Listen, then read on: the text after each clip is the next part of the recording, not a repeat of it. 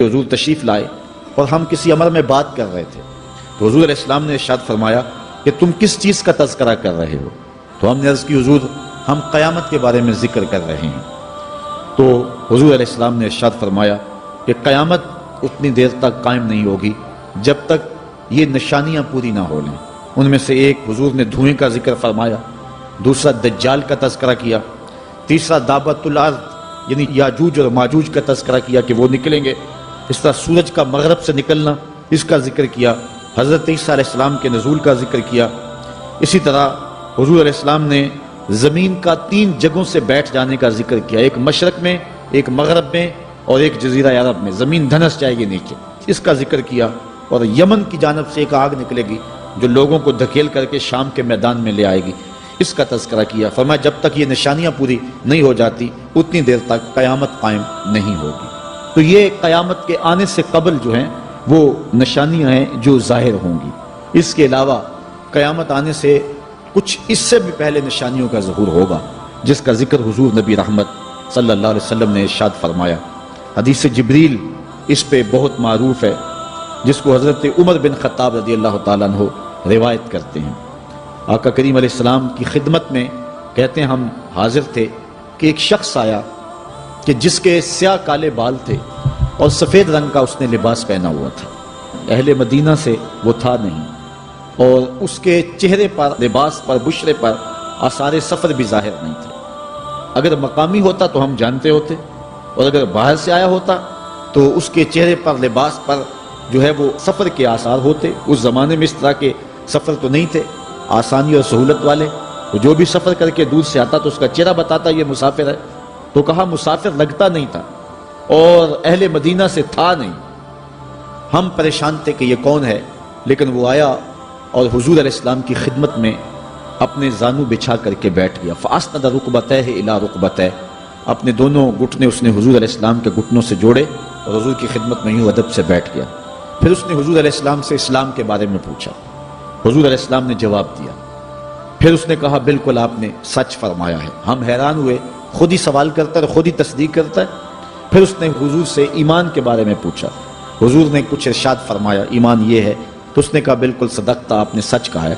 تو ہم پھر حیران ہوئے کہ خود ہی یہ سوال پوچھ رہا ہے اور خود ہی اس کی تائید کر رہا ہے۔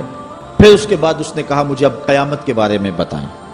حضور علیہ السلام نے فرمایا جو ہے وہ مسئول سائل سے عالم نہیں ہے۔ تو اس نے کہا اچھا پھر مجھے قیامت کے کچھ نشانیاں بیان فرما دیں۔ تو حضور علیہ السلام نے اس شخص کو جو نشانیاں بیان فرمائیں وہ یہ تھی کہ لونڈی اپنی مالکہ کو جنم دے گی، بکریاں چرانے والے، اونٹ چرانے والے، ننگے پاؤں والے اور ننگے بدن والے تم دیکھو گے کہ عمارتیں بنانے میں ایک دوسرے سے آگے بڑھنے کی کوشش کریں گے۔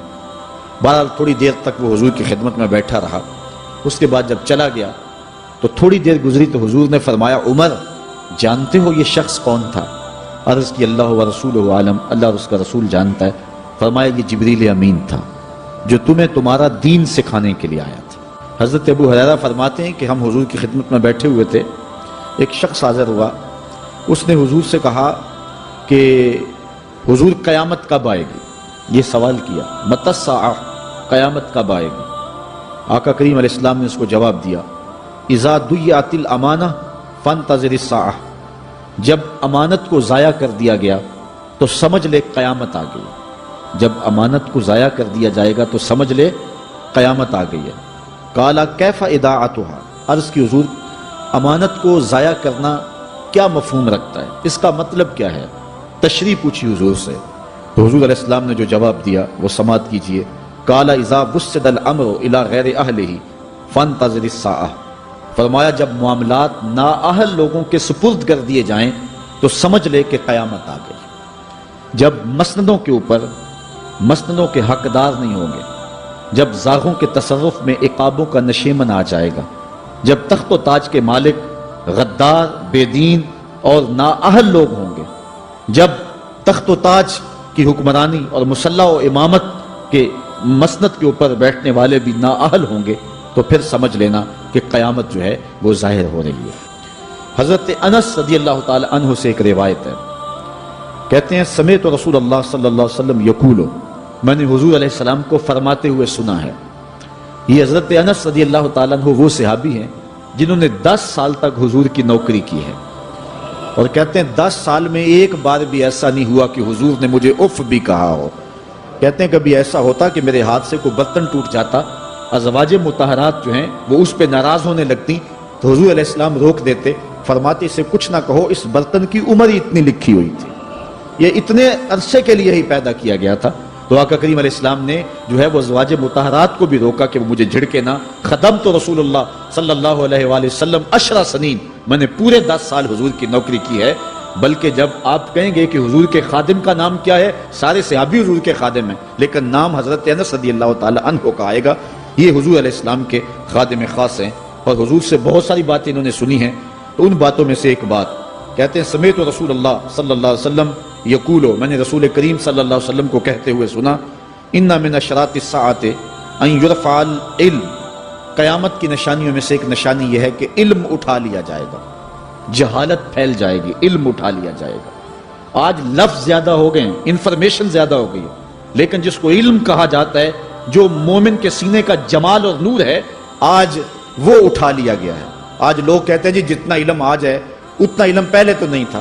آج کوئی غزالی دکھاؤ، کوئی رازی دکھاؤ، کوئی رومی دکھاؤ، کوئی احمد بن حنبل جیسا شخص دکھاؤ، کوئی محمد بن حسن شیبانی جیسا شخص دکھاؤ، کوئی امام ابو حنیفہ کے نالین کی خاک جیسا شخص بھی دکھاؤ، تو یہ ایک غلط بات ہے کہ جی پہلے زمانے میں اتنا علم نہیں ہوتا تھا، اب علم بہت زیادہ ہو گیا، جی علم بہت زیادہ پھیل گیا۔ علم نہیں پھیلا ہے، یہ چند معلومات ہیں، انفارمیشن کا دور ہے، اور خبریں ہیں۔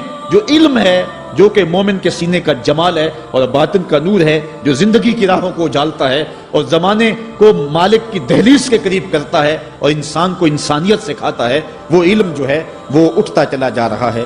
اور حضور سے پوچھا گیا کہ حضور علم سینوں سے اچک لیا جائے گا، سینوں سے کھینچ لیا جائے گا؟ فرمایا نہیں، علماء اٹھا لیے جائیں گے۔ جب علماء فوت ہو جائیں گے تو ان کی جگہ اس درجے کے لوگ نہیں آئیں گے، پھر زوال پذیر سلسلے ہوتے چلے جائیں گے، علم اٹھا لیا جائے گا۔